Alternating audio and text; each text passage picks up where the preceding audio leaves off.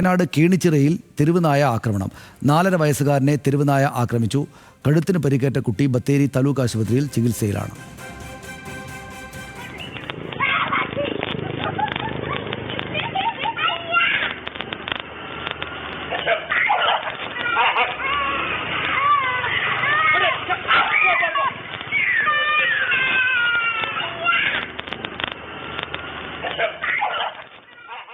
വിവരങ്ങൾ ലിനറ്റ് വർഗീസ് അവിടെ നൽകും. ലിനറ്റ്, പേടിപ്പിക്കുന്ന ദൃശ്യങ്ങളാണല്ലോ. കുട്ടിക്ക് എങ്ങനെയുണ്ട് ഇപ്പോൾ?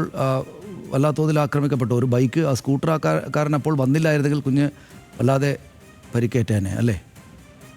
തീർച്ചയായും സനീഷ്, ഇന്നലെ വൈകുന്നേരത്തോടു കൂടിയാണ് ഇത്തരത്തിലുള്ള ഒരു സംഭവം വയനാട് കേണിച്ചിറ എടക്കാട് ഉണ്ടായിരിക്കുന്നത്.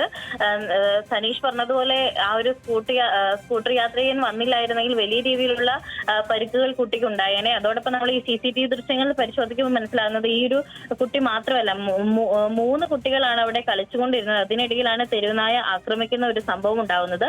4.5 വയസ്സുകാരനായ ആദി നവീനാണ് ഇത്തരത്തിൽ ഈ ഒരു തെരുവുനായ ആക്രമണത്തിൽ കഴുത്തിന് പരിക്കേറ്റത്. പരിക്കേറ്റ കുട്ടിയെ ഉടൻ തന്നെ ബത്തേരി താലൂക്ക് ആശുപത്രിയിലേക്ക് മാറ്റിയിട്ടുണ്ട്. നിലവിൽ കുട്ടി ചികിത്സയിൽ കഴിയുകയാണെന്നുള്ള വിവരമാണ് ലഭിക്കുന്നത്.